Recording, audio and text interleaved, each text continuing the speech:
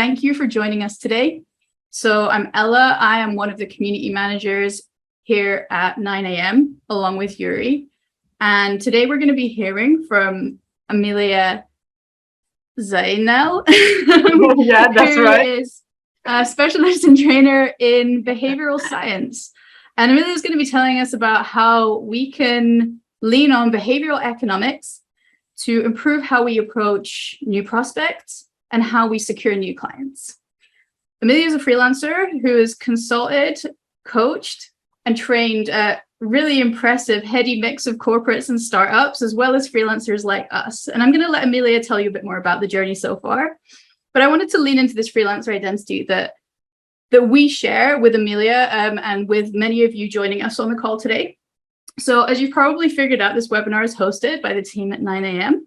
9 a.m. is a software suite that's developed for freelancers by freelancers. So the goal of 9 a.m. is really to simplify our freelancing lives and yours. And so we're building a feature-packed platform that acts as a client CRM, invoicing system, freelancer marketplace for both talents and clients, and a lot more as well. So if we feel like we need it, or you tell us that you need it, then we're going to do our best to try and build it. We'd love to see you on 9am.works. 9 a.m. will be free for freelancers forever, and you can sign up for your account right now. So that's a little bit more about us. I'm going to hand it over to Emilia to start the presentation and to tell us a lot more about Emilia and also about how we can use behavior science in our work as freelancers. Thank you, Emilia. Thank you, Ella. So, guys, nice to meet you and see you here. Please write in chat for how long do you are freelancer, and if you provide services or products, and you'll get why I'm asking you, because I provide both. So I will share my presentation. I hope that everything works well, because technology, it's beats behavior science sometimes. Okay, just a second. Okay, you all see my presentation? It's all good? Great. Now I don't see the chat, but I will sometimes maybe check the chat. So I'm there with you. I'm Emilia Zainel. I'm based in Bucharest, Romania. I provide services and products, so both categories. Why it's important? Because the approach with the prospects is very different. If you provide services, you have a different strategy, and we will talk about this. If you provide the products, it's another strategy, and it's important to understand that what I'm presenting here, and I will talk about my services very soon. It's a structure that can help you, gain customers and retain customers. It's a lot of experience, a lot of iteration. You'll see what is important to iterate why it's important to iterate in your life as a freelancer. And there are best practices, there are behavior science, there are mentorship, and a lot of advices that I gain in years of experience as a freelancer. As a product, it's very easy. I provide material trainings, when you deliver, because I'm a trainer also. When I deliver training, sometimes I'm creating the curricula from behind, and sometimes I'm creating those training materials or texts for different clients, and they can deliver to whatever with which trainers they want. So that's easy with the products part, but I'm more with the services part. So here, one of my services is being a trainer and a presenter. So here is very easy because I know who are my clients. Usually organizations that have budgets to pay for trainings, or they didn't cut the budgets when was COVID. So it's very easy here because I'm addressing directly to biggest organizations. But I'm a coach, and I also provide services as a behavior scientist. Now, not many people know about behavioral science in this part of this part of Europe, let's say. Not many people are doing what I'm doing in Romania and Eastern Europe. So I, let's say, encounter some challenges in providing my services. And you'll see what is my structure to overcome that. Maybe you have some niche also. Maybe you struggle also with talking about your services, or the prospects don't get it what you're delivering. So maybe my structure will help you also. Behavioral science study how people behave, how to take decisions, keeping in account that people, are lazy or irrational. They want things to be easy. They don't want to consume a lot of energy. So keeping that in account, you build, websites, copies, sell messages, application, customer journey, keeping in mind the human behavior, like how they're behaving, what are the factors that influence them. The usual approach, just to get this with behavior science, the usual approach is, I have an idea and I will build on that idea without, thinking how people behave.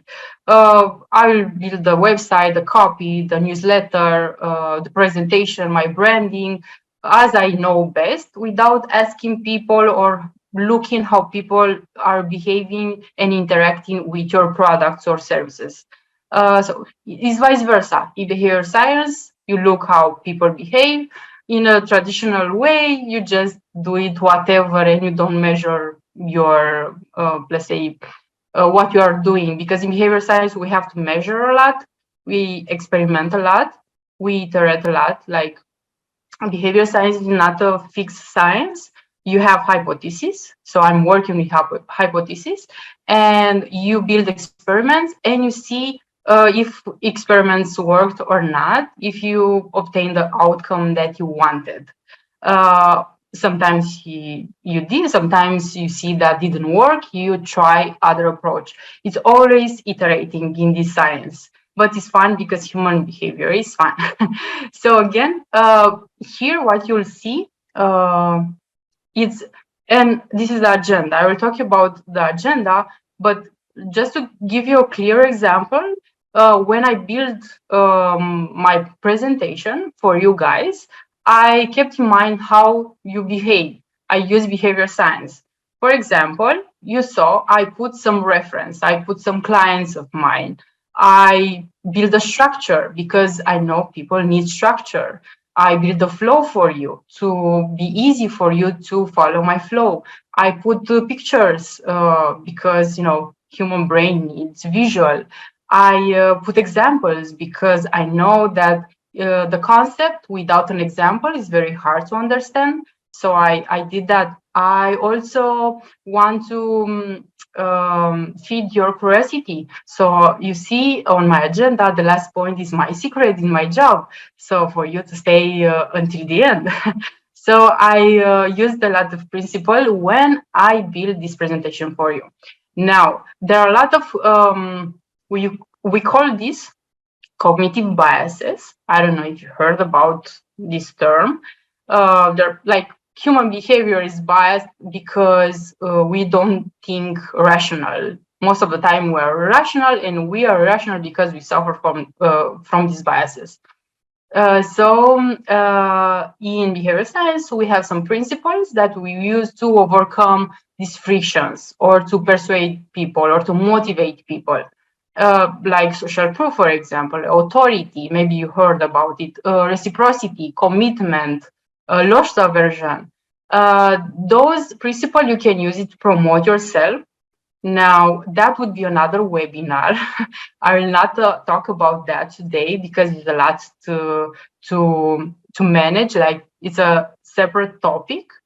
You get to that point after you, let's say, build a structure, as I'm presenting today. So be here with me, because again, you'll not find these topics on the books. So the first part, we'll talk about before approaching a prospect or prospects. The second, during, what is the best way to do it. And again, it's a lot of my experience combined with a lot of experimentation. And the third part is after the conversation, what you should do. You can take the structure and adjust in your day-to-day job, because some things work for me, but maybe not for you. But you'll have, let's say, this flow to use it and adjust it if you have, again, if you promote services or products. Now, okay, let's begin. I hope you are ready, because I have a thought for you here. So you should have this mindset. This is how I treat myself as a startup. Now, why is important to treat yourself as a startup? If you are a big organization, let's say, you have rules and procedures and regulation, everything is clear.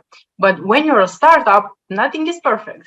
So you have to experiment a lot. You have to find the right customers. So you experiment with a lot of, target audience. You have to build the right product. So you experiment a lot with your product. It's an ongoing process.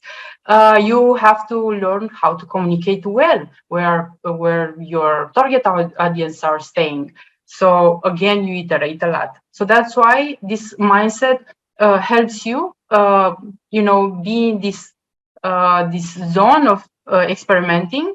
And something that is very important, not taking like the no's, the rejection, the fails, not taking very personally.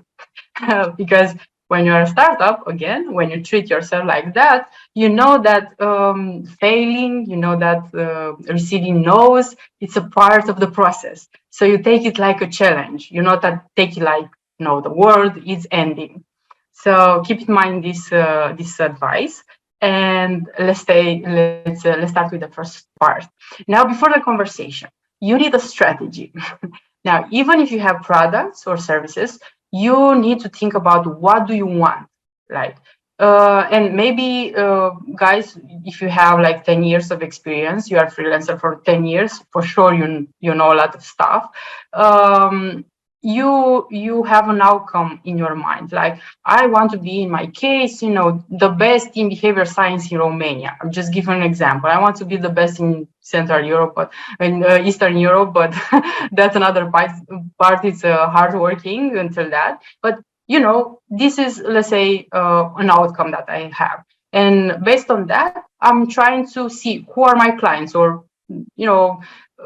target audience that will buy for me, where they're staying, what they are doing, needs, points, what is the competition, if I have competition, how they're promoting themselves, so it's like a startup. You're trying to redefine, to find to build the right product, one, and the second, to have the right audience for you. So without this, you are all over the place, trying everything, a lot of stuff, and don't work. So you have to do some research, and you'll see, or you've seen already, that maybe, like, if you have a lot of conversation with prospects, you'll have a clue, a much better idea who are your target audience that will buy from you. So then you have the strategy, and based on the strategy, you build tactics. This is what I'm doing. Like in my case, I observe that people don't know about behavior science, so they don't understand. People, meaning my target audience. My target audience in this case are the CEOs of the startups, because I'm addressing to the startups, not to the bigger company. So they're my target audience. I talk with them a lot.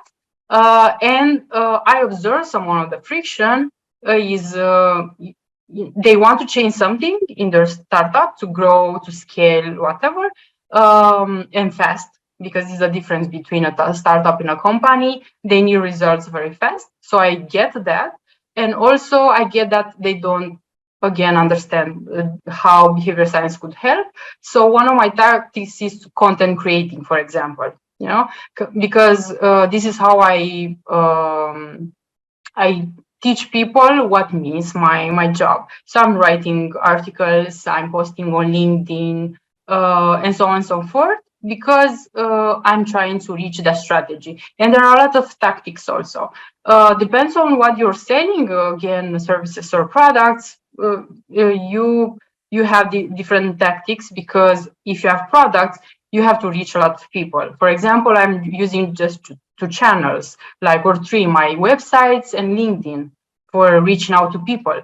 But if you need a lot of prospects, then maybe, and your target audience is on Instagram or TikTok or Facebook, you use that channels. I don't use it. So it's important to keep in mind, again, where your target audience are staying, and what do you want to transmit to gain awareness, consideration, people to buy from you, and so on and so forth. I don't know, you know your own business. Now there are three main points here in this part of before having a real conversation with a prospect. First of all, you need perseverance. Now maybe I'm telling you something that you know already, but it's very important, because otherwise you give up very easily. You go with a safer job, or hiring full time. So you have to be perseverant here. Don't give up. But again, without the two other components that I'll show you, perseverance means nothing. And I'll give you an example here.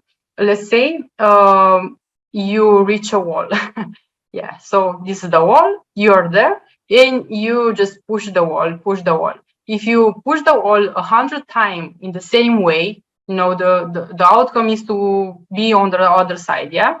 So if you do the same thing 100 times, you'll have the same results. So your perseverance means nothing without iteration. So in this case, instead of trying 100 times the same thing, because you'll get the same results, you have to iterate. And I told you that I iterate a lot. I give an example. How can you do that? Let's say 20 times, yeah, you hit the wall. That's the strategy. You see that doesn't work, So then 20 times you try to jump on it. 20 times you try to climb on it. 20 times you try to go to see where the walls goes. You put a ladder. So you have different approaches to that wall. That's why it's very important that perseverance to be incorporate with iteration, because otherwise you just hit the wall and at some point you'll not get any results. And the third thing is data. So you use this in combination with data. What means data here? Means numbers, but also documentation, narratives. Like you write everything that you can, and I'll show you some a slide. I'll show you how I'm doing it. You have to write, who are the prospects, name, where they're staying, how long was the conversation, how much time did you invest, how many meetings did you have, how many contracts, what did you observe in the conversation, what their needs. Maybe you told something, but they told you something different, when you meet with them. Everything, as much granulation as you can. Why it's important? Because you have to draw some conclusion. And you draw a conclusion based on, this data. You see patterns, you observe something. Otherwise, if you stay, you don't document anything, you forgot what you talk with whom, when, the memory is tricky. So that's why it's important to have a document or something written, because it will help you to see, to have a better picture. So perseverance, iteration, and data, a lot of granulation. Now, in this stage, you could have two kind of, let's say, strategies. One strategy is if you sell products, then you need a lot of leads. Yeah. So if you need a lot of leads, then maybe you go to many channels. Or if you sell services like me most of the time, then you don't need a lot of leads. You need few, but the good, like you have to have a higher rate conversion. in this, because you don't have physical time. Let's say I have 20 organizations that wants behavioral science for me, or they have projects, or they want trainings. I cannot do that by myself. So I don't need many leads. I need few and very good leads. So again, based on what you choose, what is best for you, you build a different strategy. So, but this has to be very clear and specific for you. Okay, so this is the first part. I hope that I'm good with timing because I didn't check. Now I told you that I'll show. This is very fast. I don't use this Excel anymore, but I have a lot of spreadsheets. And this means in these spreadsheets, I'm writing a lot of stuff. Again, granulation, data. How many messages did I send? Who answered my message? What was the results? How many minutes? What was the conversation? The steps, everything, data. You see? Now it's in Romania, of course, but you get the point. That's why it's very important. Now, tips and tricks here on this part. I have one for each part. Do your homework, like read about your prospects, everything that you can, to have an advantage when you have the conversation. So don't be lazy. Don't go in the conversation way to find out about that person. Try to do your homework, because you'll pay off in the future. Now, we, let's say, meet our prospects. Either we convince them to meet us, either they come to us because we did a good job in social media, let's say, or word of mouth or whatever. So we have the conversation.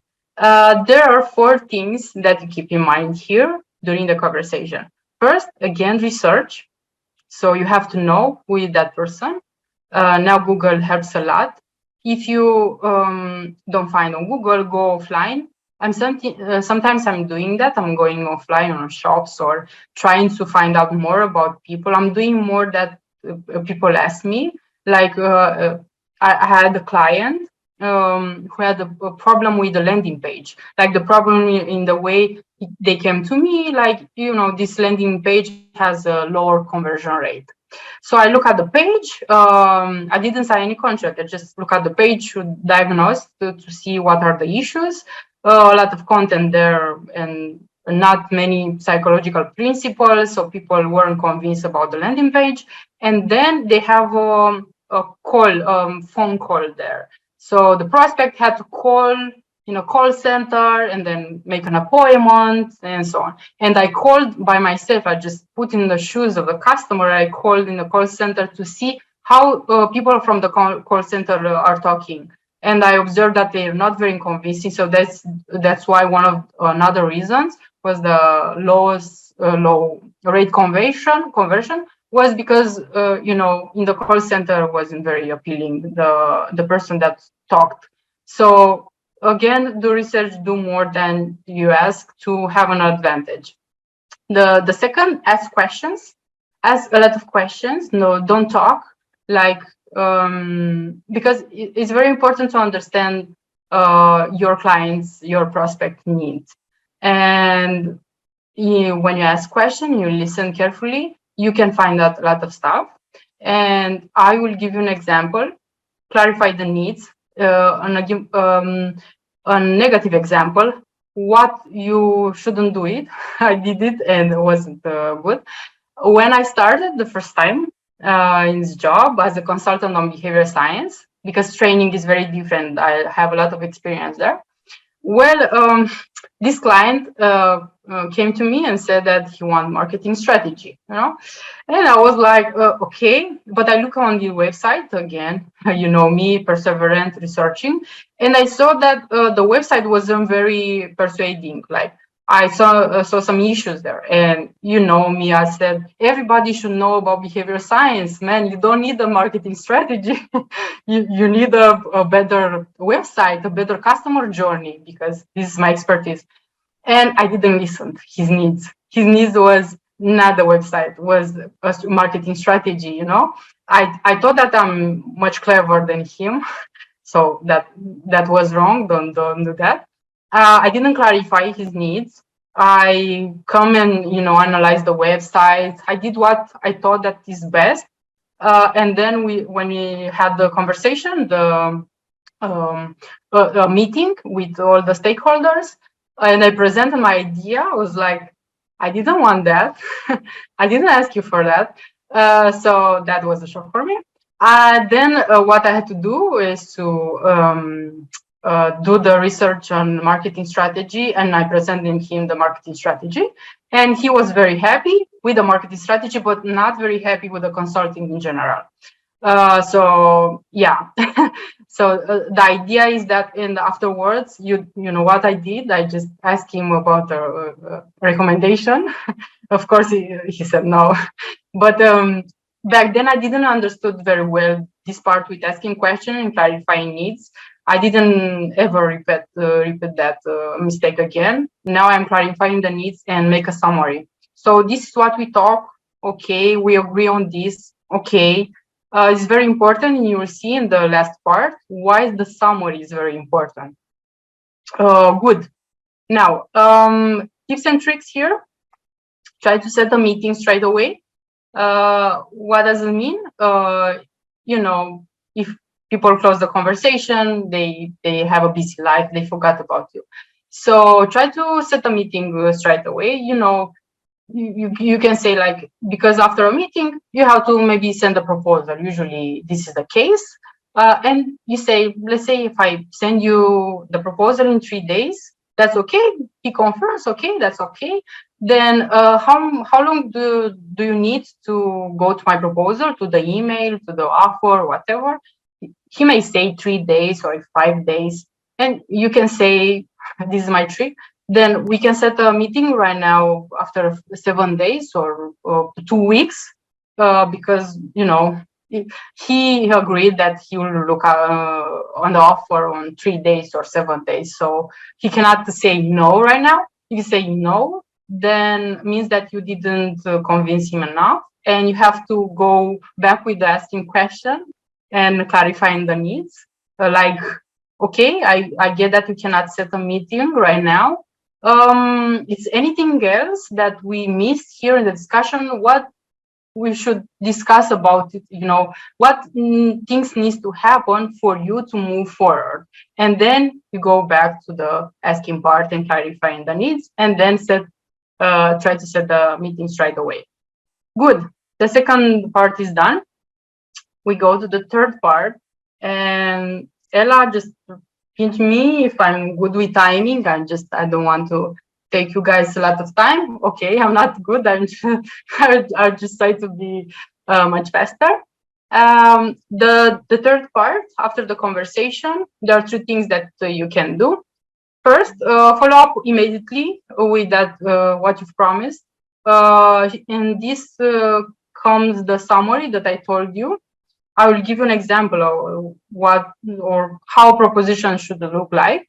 So be diligent, like write to the people before the deadline. Like if the deadline is 3 days, you write in 2 days. So always make clarification, write everything there, make life easy for the prospect, because people are busy, right? Maybe they forget, maybe it help them do their job for them, let's say, like put everything right there and do more than you ask. Then the second thing, if they don't answer you, try to follow up. Again, people have a lot of things in their life, so maybe they don't have the time to read the email, they didn't pay attention, something happened in their life. So, if you work in sales, you have to come back many times until until you get the attention to someone. So try to follow up with people and don't give up from the first time. If they didn't answer you, just like, I'm going home right now. And the third thing, over deliver. And this is one of my secrets. Try to do more than they ask you. Like, try to deliver before the deadline, try to do more than you discussed with the client, show that you are interested, because people now, again, some of them are lazy. Maybe they are very charismatic, but they don't do the hard work. So always the client will appreciate a freelancer who is, diligent, who respond on time, who do the work very, very good, who follow up, who, is very serious. So I'm very serious in my job. People that work with me know that about me, and they talk about me with others. So this is very important when you're a freelancer, people to talk about you. So try to do more than you promise. Uh, Here is an example of, and I deleted some things because I changed some things. I cannot tell you about my project like with all the details, but this is how an email or document should look like. This has 3 pages, not 1. So you write there everything that you discussed. Again, the summary that I told you about. This helps you, one, to have written things there, because the words are people forgot the words, but if something is written, it's very important. Then second, you assure that you understood everything, and third, you'll see if you didn't get everything right. They will make observation, your clients will make observation on the documents. No, I didn't say that, or no, I didn't agree on that. So with this structure, again, because always about the structure, you make sure that you are aligned and everything is clear. So this helps you make clarity here. Again, granulation, each step, each structure make things easy for the prospect. Good. And the final tips and tricks here is, if people don't answer you, don't make them feel bad. Again, my mistakes, man. Like I was, that kind of wife would talk with the husband and complain and blame. You didn't do that. You didn't do that. Nobody wants that, and you don't convince people like that. When I started the first time, I was like, well, we agree on that. So, or the budget was, this number, or that doesn't help. And if people don't answer you, or don't, they don't follow up, or maybe something happened in their life, when they're ready, they'll come to you. Don't blame or complain or something like that. They didn't keep their promises, because you'll get the opposite that you wanted. Okay. Wrapping up this, key takeaways for you: be diligent. Again, take notes, follow up, to see, iterate, experiment. Be curious. Yeah, like try to explore the industry, research the topics, build case studies before show your work, and be different. And by being different, this case for me, meaning delivering before the deadline, and make things easy for the prospect, because they will appreciate it a lot. And keep your promises is very important. Remember that you are a startup, so treat yourself as a startup, and take notes as challenges. And my secret, you remember, yeah, on the slides. I see that you're still hearing me. So my secret in my job as a freelancer is to do things that are hard, because almost nobody does them. Like hard work, it's hard. That's why it's hard work. So if you learn to teach yourself to not procrastinate, to deliver on time, to be industrious, then you'll gain a lot without making a lot of campaigns or paying marketing. You just people will talk about you if you are serious. So this is how you connect with me. I told you I use 2 channels: my websites and LinkedIn. So find me on LinkedIn. And this is my email. If you want to write me, you just make a screenshot, and that's it, guys. If you have questions, I hope that I'm good with timing. Yeah. Thank you so much, Emilia. And yeah, we have a few minutes for questions. If anybody has any questions, there are comments coming in the chat. I don't know if you have that open right now. And now I'm reading. I see that. Yeah. Okay. We have the Q&A tab. If anybody really wants to ask a question, Emilia would love to take your questions. We have a few minutes for them. So if there's any burning questions at all that came up during the conversation, then we'd love to hear them. I'm trying to check everything right now. I'm here if you have like a specific particular, because I talk again about the structure, my structure, but maybe you have a specific case and I can help with that, or just, a question in general. We can stay for 1 or 2 questions. Okay, so since nobody else is jumping to the front of the queue, I would like to ask a question, if that's okay, Emilia. Sure.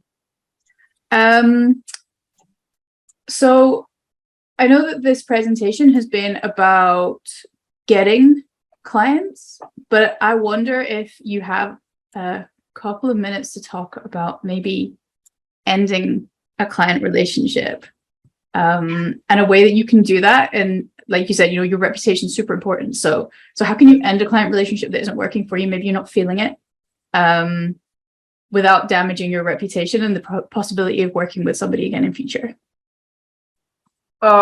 So we start with this point that we have a relationship, like we sign a contract, yeah? Or like I'm trying to understand. So we sign the contract and we don't like, the partnership doesn't work, or we feel it doesn't work. And how we end up this was the question. I'm trying to be sure that I get that right. Yeah, maybe, what we agreed to isn't okay. Actually, do you know what? Forget about my questions, because they're coming in from the audience, and I would much rather that we find time to answer the audience questions. So Jonathan would like you to show your key takeaways slide again, if that's possible, please. Sure. Yeah. Thanks. And then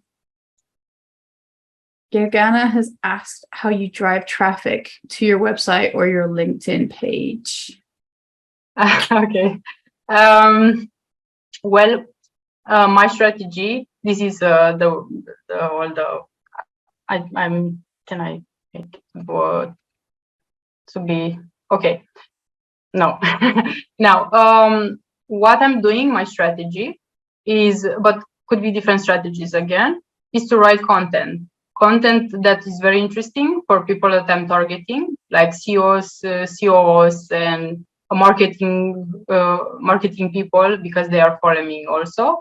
Behavioral science apply in marketing a lot, so there are a lot of principles. I'm creating good content, and people then want to follow me. I'm doing different. You see, being different here means for me in this context, social media, to write different posts than everybody else. Like if you look on social media, you see that people are talking about themselves or promoting themselves, or talking in LinkedIn about jobs that they had and so on. I'm doing something different. I'm creating content that is not related with me. There are like very few content is about me. It's about my target audience, what I know can help them for free. And my website also, I'm writing articles, I'm doing study cases for free, again, being different. And people take a lot of knowledge from there and apply in their business. So this is how I'm doing it. If I write good content, then people talk about me, like, about Emilia, who is with behavior science. And so this is how. But if you need a lot of let's say traffic on a website, because maybe you have products to sell, or maybe you are paid by the articles, by the views, that's another strategy. You have to do something different. You have to pay attention to SEO. You have to pay attention to how you write the copy. There are behavior science there. We can use a lot of stuff to be very persuasive with your articles. So it depends on what you want to awareness, or people to purchase something, or I don't know, to interact, to engage. This is very important. Okay. Thank you so much. Ayos asks if it is more profitable to go freelance than having a regular job. And for how long do you see yourself doing freelance? Is it something sustainable in the long term, or can it be viewed as a bridge to another future goal in life? There are two questions here. The first one depends on what profitable means. It's very important to set again about the strategy from before, to set what do you want to do, what outcome do you want to get, how many money do you want to gain. That's very important first, because this is the how you judge something, and also how much time do you want to invest. Let's say you can gain a lot in freelancing, but you have to work a lot. If you don't want to do that, then day-to-day job is much better, let's say. So there are different priorities here. Now with the second question, how long do I see myself doing this? Well, I'm doing this for many years, so this is my this is my path. I chose that. It's a assumed path. Why I'm saying this, because I had bosses before, I didn't like it, and I chose that I will not do it again. And or if I have a boss, there'll be a manager, would be a friend or something, a partner, not my manager. So yeah, I'm seeing me doing this many years. Maybe I'll build a company with other behavior scientists. I'm thinking about this also, but at this stage, I'm good by myself. So that's the plan. Yes. Thank you so much. Yeah, I think that this is a really good question because, for some freelancers, it is an interim thing. It's like a way to get from one place to another. But Emilia, clearly you're here talking with us about how we can improve our experience as freelancers, because you strongly identify as a freelancer and with that experience. So yeah, thank you so much for sharing your insights. Y'all, it is 10 to the hour. Wherever you are, whatever time zone you're in, it is 10 to the next hour. And so with that, I want to wrap us up. I want to just once again take extra time to say thank you so much, Emilia. Thank you for sharing your insights. Thank you for your honesty and your vulnerability, sharing your mistakes as well as your success. And to all of you who showed up to learn from Emilia, this recording will be available on YouTube. We'll make sure that we share it with you all by email as well after the fact. So if there's anything that you feel like you missed and would like to watch again, it's going to be right there. And once again, Emilia's contact details are also going to be in that recording too. So you'll be able to reach out to Emilia if you have any further questions. I'm going to take just one quick minute to let you know that the Freelance Academy is going to have another event on the 30th of August about building your personal brand as a freelancer. And you can register now for tickets at the same website that you got the ticket for Emilia's session. It's 9am.works/freelancer-academy. So with that said, I want to thank you all again and have a wonderful day, everyone.